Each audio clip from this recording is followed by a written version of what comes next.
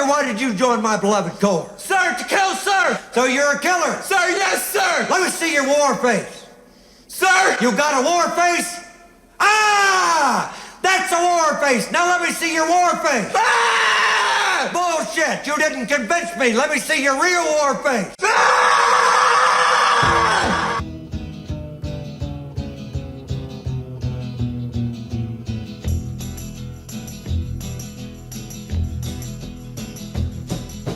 You keep saying you got something for me,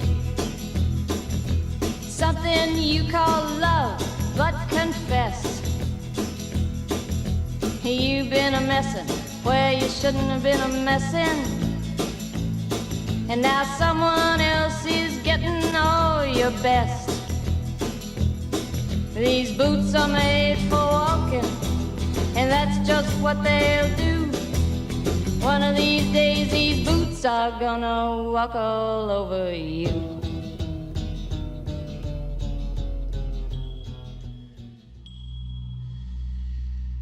Hi, Joker.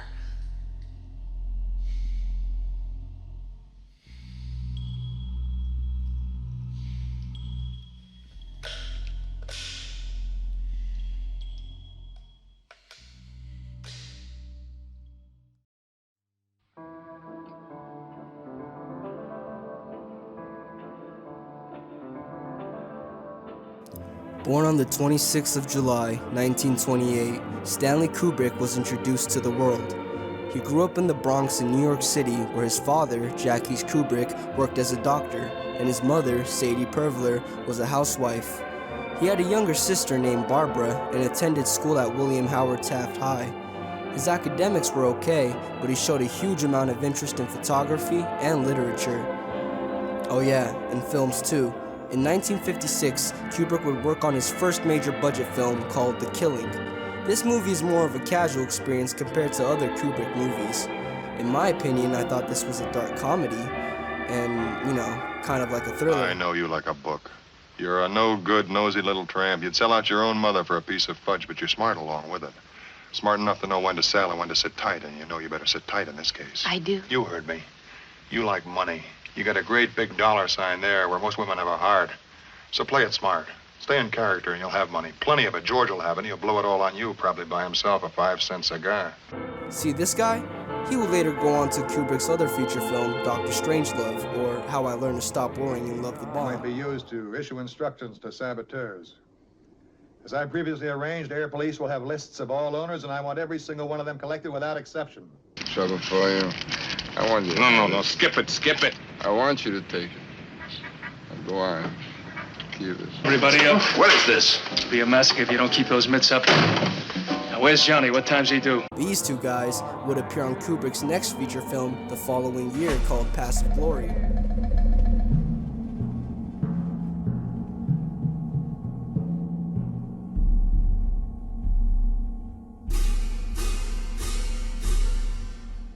Gentlemen of the court, to find these men guilty will be a crime to haunt each of you to the day you die. Is there any news? Yes, I'm afraid I bring you very bad news.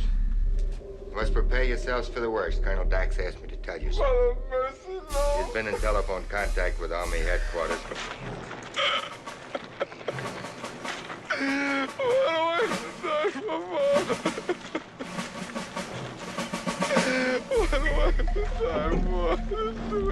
We do not question the will of God, my son. But I fought the battlefield. Why don't they die? Why don't you put them to death?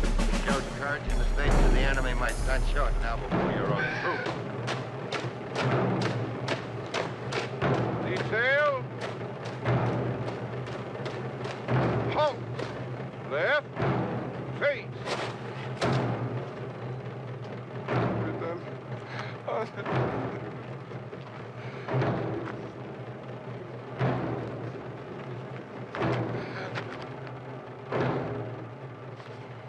In the name of the French people, Corporal Philip Harris, Private Maurice Farrell, and Private Pierre Arnault of the 701st Regiment, having been found guilty of cowardice in the face of the enemy are to be executed by rifle fire immediately, in accordance with the judgment of the military court-martial.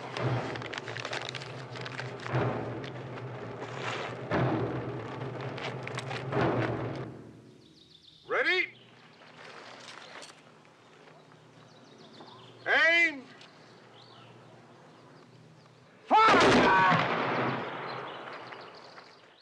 And this pretty much sums it up. And maybe that one too. Oh yeah, that one too. Kubrick then moved to England to shoot his other movie, Lolita, and instantly fell in love with the place. He was quoted for saying that their lifestyle and direction is outstanding.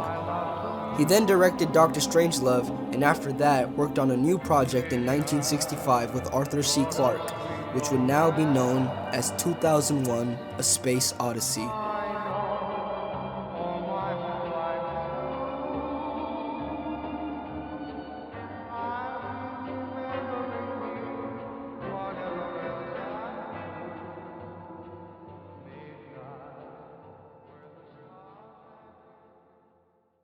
I even got a poster on the wall. I have not seen a movie quite like 2001: A Space Odyssey, only because that film is just incredible. And the fact that it was made in 1968 is unbelievable. There's so many scenes, so many things that could explain how they did it, but there are some parts where you don't understand how they're filming. Especially for one where Dave is shadowboxing and he's running up and down on this platform. That's a static shot, but I don't know how they shot it. I have no idea.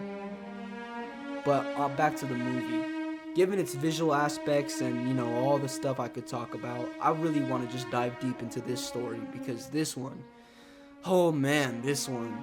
A lot of people, when they first saw this movie, walked out of the theater. There's no dialogue for the first 30 minutes. In fact, there's not a lot of dialogue at all in the movie, but that's what I love about it so much. You just have to kind of depict it yourself. This is the type of movie where, you know, the ending, or when people are writing reviews or their own opinions about it, it's not one-sided where everyone's like, oh, you're wrong, it's this, it's this. More or less, everybody accepts everybody's opinions on this film, and that's what I love about it so much. If you can name me a film where anybody could talk about one specific thing and have different outcomes as to what it is and everyone agrees on it, then you've done it. I was about to cuss, but you've done it. You've really done it. And that's what Kubrick did in this movie.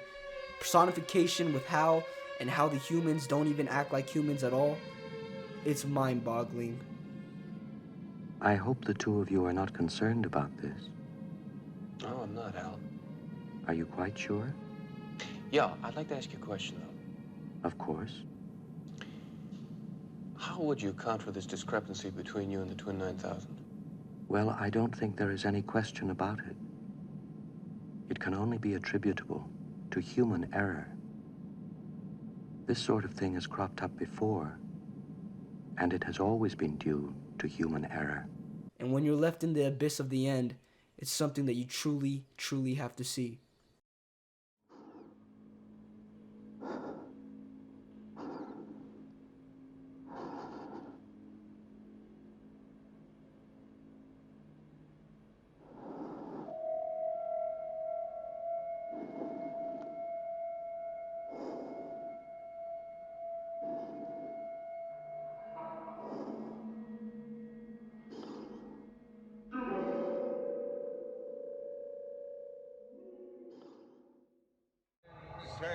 City, where the girls are so pretty, I first set my eyes on sweet In Molly 1971, Kubrick started facing some controversy regarding his newest film, A Clockwork Orange.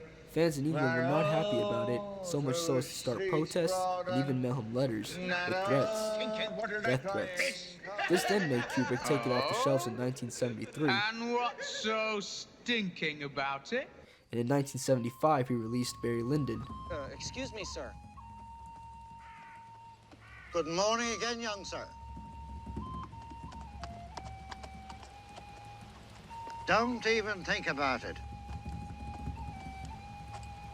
Get down off that horse. You see this guy? You probably recognize him in One Flew Over the Cuckoo's Nest. Well, you want to kill, you know what I mean?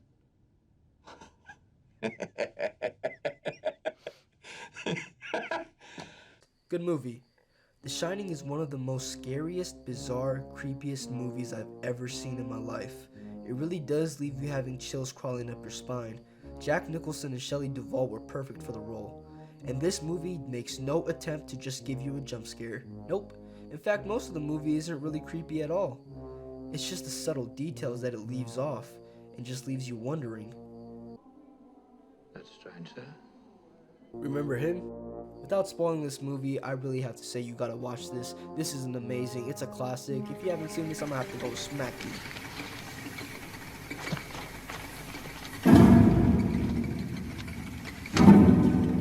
What do you want to talk about?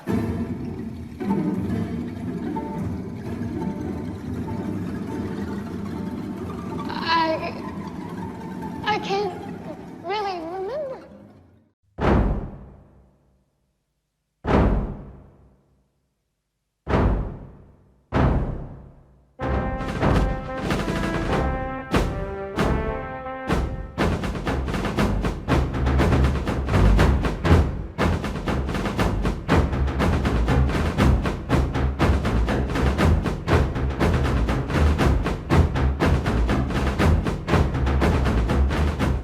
In 1987, Stanley Kubrick released Full Metal Jacket. I've seen this movie way too many times to count, and I personally think it's one of the best movies ever made. The film centers around the two sides of human, often referred to now as the duality of man. Green, what is that button on your body armor? A peace symbol, sir. Where'd you get it? I don't remember, sir. What is that you've got written on your helmet? Born to kill, sir. You write born to kill on your helmet, and you wear a peace button. What's that supposed to be, some kind of sick joke? No, sir. What is it supposed to mean? I don't know, sir. You don't know very much, do you? No, sir. You better get your head and your ass wired together, or I will take a giant shit on you. Yes, sir. Now answer my question, or you'll be standing tall before the man. I think I was trying to suggest something about the duality of man, sir. The what? The duality of man, the Jungian thing. There's a reason why I put it up there with those movies. Think of all those other war movies and such, like Saving Private Ryan. Ryan is saved, therefore giving you that heroic feeling and the justification for the war, whereas to Stanley's Full Metal Jacket, it's a completely different opposite feeling. He just kind of displays it out there for you. Stanley likes to use digest sounds, which basically means sounds coming from the movie.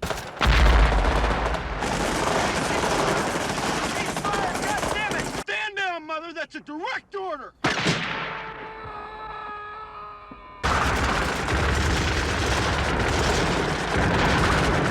Most of the scenes really don't have any music at all and just have intense dialogue of soldiers going back and forth. And when they do have music, it's usually something bad.